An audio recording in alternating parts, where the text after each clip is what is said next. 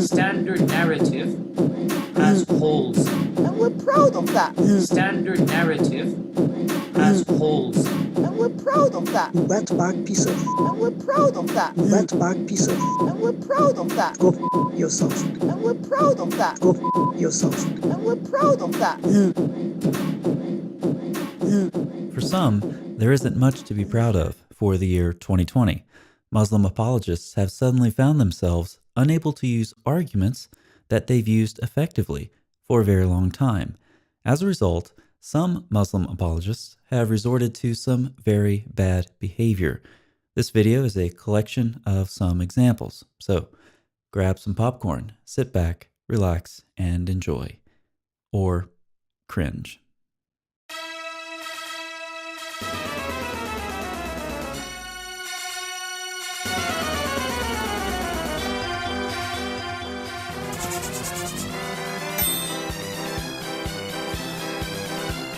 Daniel Hakikachu is a relatively popular Muslim apologist in America who has a very traditionalist Islamic perspective, and he's not shy from sharing his terrible ideas very openly and directly. Recently, Daniel shared this joke on Twitter.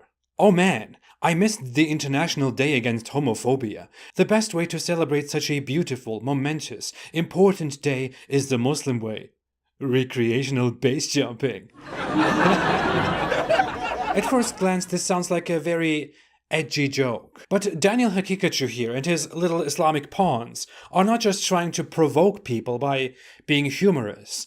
Their humor actually reflects what they believe in. For all those who somehow still don't know, homosexual intercourse is punishable by death in Islam. Daniel Hakikachu here is referencing the Islamic punishment to execute gay people by throwing them off a high place and making their punishment a spectacle for people, so that they are scared and don't do the same. Because Allah is the most merciful, most kind. He goes on enjoying the idea of executing people by adding, "Nothing shows solidarity for LGBT like extreme sports."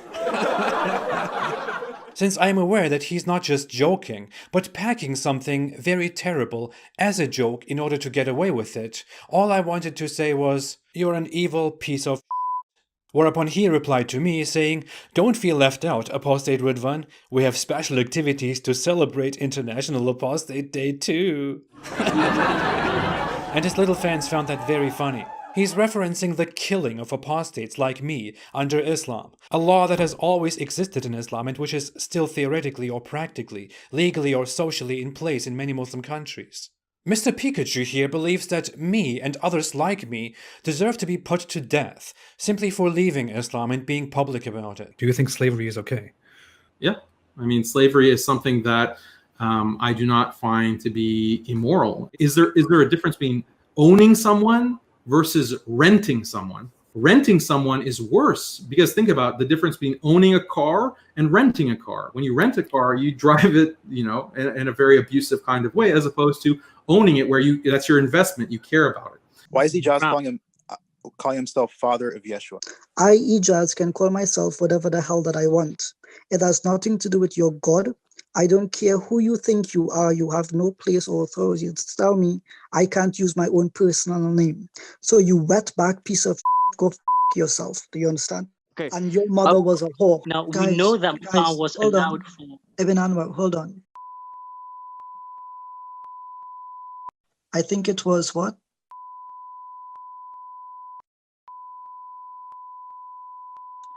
Sister. Oh wow, you're doxing me. Right. Oh my goodness, how pathetic are you that you think you doxing me is somehow? I'm not going to dox you. What's going to happen next? That's not doxing. That's public information already. What's going to come No, that's next is doxing. what Actually, you should be Ijaz, worried I have about. to, Ijaz, you forced my hand. That is, yeah. That's not cool, It's dude. public That is not cool at all. information. Public information. You will be found. It is public information, but it wasn't intended for Did you. you just say you will be found? Did he literally just say that you will be found? You will be found. Full stop. I woke up this morning winning. Do you have any idea what it's like to wake up as the Dizzle? I've got 1.6 billion people flagging everything I post. I've got the YouTube trust and safety team, a bunch of spoiled narcissists crouching in the safe spaces of their ivory towers, calling everything I say hate speech. Every day when I log on to YouTube, I wonder if this is the day they'll finally ban me because they do that sort of thing. And yet, just keep winning. I don't know if I'll be winning tomorrow, but today I'm winning. A few weeks ago, I posted a video titled Secrets of the Quran featuring Sheikh Dr. Yasser Qadhi. It was just a bunch of clips of Yasser Qadhi saying that Muslims aren't ready to hear the truth about their book. And every time Yasser Qadhi said that the preservation of the Quran shouldn't be discussed in public, I had Jack Nicholson shout, "You can't handle the truth!" Because that's basically what Yasser Qadhi was saying. In response, Yasser Qadhi filed a false copyright complaint to YouTube. Maybe he thought I didn't know that I'm allowed to use those clips because of the fair use doctrine. Maybe he thought I just wouldn't be willing to go to court over this. Whatever the reason, Yasser Qadhi filed a false copyright complaint claiming that I was illegally using his footage. I submitted a counter notification and said that I'm willing to go to court over this. And this morning, YouTube said, "Dear Act 17 Apologetics, in accordance with the Digital Millennium Copyright Act, we've completed processing your counter notification. The following videos have been restored, unless you have deleted them." And that's the video that Yasser Qadhi had taken down. So, it's back up now. Winning. Yasser Qadhi lost. Earlier this year, Yasser Qadhi flagged one of David Wood's videos for a copyright violation. David appealed it and won. On October 7th, I was flagged by Yasser Qadhi as well. The video that was flagged was my short edit of several clips of the now famous incident where Qadhi flopped around like a dying fish that had been brutally dragged ashore by Muhammad Hijab. As for the video in question, it has been restored on my channel. I've even updated the title. Winning. Yasser Qadhi lost. He said I was lying and misinterpreting. Now this is simply impossible. The video I posted of Qadhi that he flagged was just him. I was not even in the video. It is therefore difficult to see how I can be accused of lying or misinterpreting in a video that I'm not even in. Perhaps when Yasser Qadhi was watching my video, Satan imitated my voice and whispered something into his ear, making him think that I said something I didn't. But for the sake of argument, let's say that I was lying and misinterpreting. That is still not grounds for a copyright strike, because that's not a copyright violation. Qadhi knows this. Notice in his response, he said nothing about copyright. Rather, he doesn't like the way that people are using his material.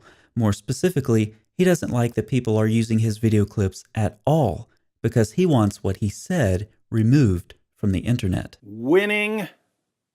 Yasser Qadhi lost. But what's important here is that Qadhi is receiving names of channel owners, pseudonyms, or names of lawyers who are appealing his false copyright claims.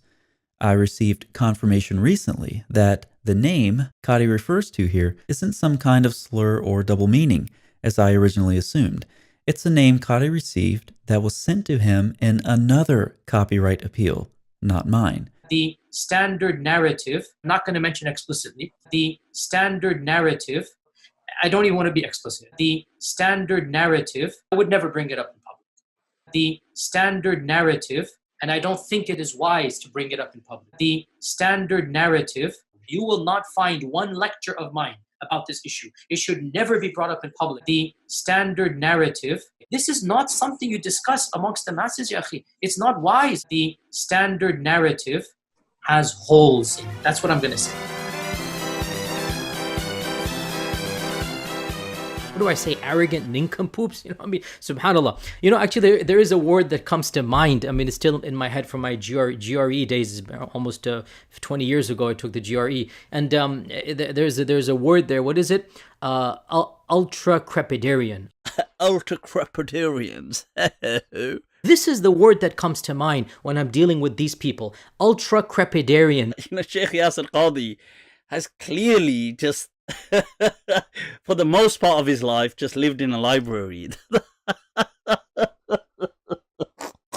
Ultra crepidarian. Memorize it, and I hope that inshallah ta'ala, if one thing comes out of this lecture, please, oh Muslims, that are involved with this, start using this word and popularize it again, because that is exactly what these preachers are. No, people will be like, what? Ultra crepidarian. Is that like a dinosaur? As to this, I don't know what to call it really, this tragedy or this crisis that Sheikh Yasir Qadhi has given birth to, this whole thing of holes in the narrative. अच्छा खासा hole कर दिए हैं. The Ummah was well on its way, it was reasonably fine, and Yasir Qadhi अच्छा खासा hole किए हैं. He's done quite a decent hole here. So this holes in the narrative. The truth is that Yasir Qadhi has landed himself in it, and he's landed himself deep. This hole, it goes deep. The problem is he's never offered a response or any clarity. At the time, he did a pathetic job of trying to say, well, come on my course and buy my course and I'll explain it. If I were to give you a blank mushaf, yeah, and tell you to write what is munazzal verbatim from Allah into that mushaf, with no human interference, would you write something which corresponds? It's not an easy answer. It's not an easy yes or no. It is enough for the Muslim to believe that the I think Quran this should be an easy yes or no, though. Yes, Khadi. I have to. Okay, very, very well. So, yeah, Muhammad, after we get off this phone call, me and you, let's have a number of discussions. No problem. I'm very open with advanced students. And again, I encourage anybody who is really interested to go deep to take the class. So that made zero sense. I will have to break my rule and just for once give these idiots the smackdown that they deserve, to show them, because they have no integrity, to show them that they are utter fools who should not and cannot speak about the religion of Islam. So in this clip as well, where Yasir Qadhi beloved said, look, I'm going to lay this matter to rest now. This is my smackdown. And you think, Abeo Chache, you haven't even explained anything. You just said, yeah, there's 40 views, yeah, I'm not with that view, I'm with the other view. The British rather the garage, bring a bottle of water to the garage. The bulk of the differences are tajweed and pronunciation related. I mean, for example, let me just think of an example. Can you bring a glass of water to the garage? Okay, if an American says that. A Brit says it, how's he going to say it, right? Can you bring a glass of water to the garage, right? They speak in a higher pitched voice, right? Glass of water into the garage. There's differences, right? The British rather the garage, bring a bottle of water to the garage. Can you bring a glass of water to the garage? The British rather Can you bring a glass of water to the garage? Can I give this? A while ago, this Muslim apologist, who is a big representative of Muslims all around the world, has made a video in which he said that I, explicitly, deserve to be executed, and that ex-Muslims who leave their religion like me and spread their disbelief in society deserve to be executed, and that he and believers like him are proud of that they have no doubt about that, and that they would be watching us. This is a part of our religion. There's a reason to it. Yeah, there's a reason why there's a capital punishment, because people like you, little weaklings who leave their religion and cause corruption in the land by spreading it, the capital punishment in Islamic law would be applied to you. We have no doubt, and we're proud of that. Wetback piece of. And we're proud of that. Wetback piece of. And we're proud of that. Capital punish will be applied in an Islamic state. Yeah, Not individuals going and doing it themselves like idiots, yeah? No, under an emir, it is done, yes. And we, you know what, we'll be watching. We'll be watching. Because if you're going to cause corruption in the land, that's going to cause more damage to the society as a whole. Because the Sharia didn't come to protect an individual's right. Hey, can I drink alcohol? Yeah, sure. Drink alcohol, run someone over, kill them, set all this kind of chaos. No, Islam says the right of the community is greater than you individual wanting your right to freedom, which is BS. Absolutely BS. Muhammad Hijab just posted a video encouraging his followers to file hate speech complaints against us on Patreon. Quick recap. Back in June, Muhammad Hijab absolutely obliterated the standard narrative of the Quran. He destroyed the myth of perfect preservation. He tried to delete the embarrassing footage, but people had already downloaded it. Ever since then, he's been trying to divert attention away from his epic blunders. His brilliant strategy for distracting Muslims from the history of the Quran has been to get into an insult battle with pretty much everyone. Hijab started sending the apostate prophet messages telling him that he should commit suicide. Then Hijab showed up in the chat while we were doing a live stream and began posting disgusting comments telling us to engage in perverted sexual practices. When that didn't work, Hijab launched a campaign against the wives of critics of Islam. He posted pictures of our wives, along with extremely nasty and graphic comments. Oh, check this out. And then, hey, now we have the masters thing here. And then when they are handcuffed by their own arguments and their own masters, spit at them and disregard. And they are humiliated in front of the Muslims. And a secret mental climax takes place. Yeah, exactly. In the very core of their hypocrisy, since they secretly admire those who they mock. So I guess that's him. You secretly admire Muhammad Hijab, guys. The call to action here is very straightforward. We're going to go to Patreon, okay? We're going to go to Patreon, we're going to make an account, and then when we make an account, we're going to mass report, both of their channels. Now you can do that because there's a tab that allows you to do that. There's a tab that you go into their David Wood's account and Apus's account, as you can see on the screen, and then you put on report for something that happened outside of Patreon. You're going to mention how offended you feel as a Muslim community or whatever, with the timestamp, which is also on the screen now, as you can see, of the video of them eating the Quran.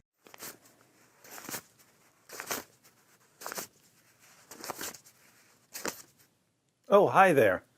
I'm just counting all the money that Muhammad Hijab has been sending my way. Muhammad Hijab has been making it rain. And I don't mean in the creepy golden showers way that he loves to talk about. He's making it rain these Andrew Jacksons. Wow, Andrew Jackson was a white slave owner, just like the Prophet Muhammad. You'll recall that Muhammad Hijab, the tactical genius who keeps accidentally supporting our work, has been trying to get us banned from Patreon. But like everything Hijab does, it backfired. He ended up getting me and the apostate prophet way more patrons. It would have taken me another 2 years to get the number of new supporters I got in the past 2 days. So thank you, Muhammad Hijab. The check for your cut is in the mail. I hope it doesn't get intercepted by the British counter-terrorism agents people say are watching you. Unfortunately, Hijab's video calling on his fans to mob flag our pages on Patreon has been removed for violating YouTube's policy on harassment and bullying. Harassment and bullying. That does sound like Hijab, and like his ideology in general. Today, I was deeply disturbed to see Muhammad Hijab making threats at Alex O'Connor, aka Cosmic Skeptic. And I know you live in Oxford, bro, and you know the Cowley Street is all Muslim. Cowley area, that's all Muslim area. It's a Muslim, I'm not saying majority, but it's a so you don't want to make enemies in your area. And they put it in there. Let alone Sanad and this and that, and the Sahaba were going to beat each other up because they didn't know. Is this one saying it? Get the hell out of here! Get the hell out of here!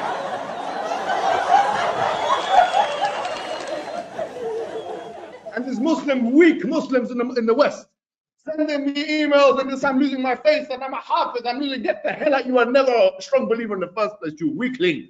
You're a weakling because you don't know your tradition. You're sitting there watching Netflix.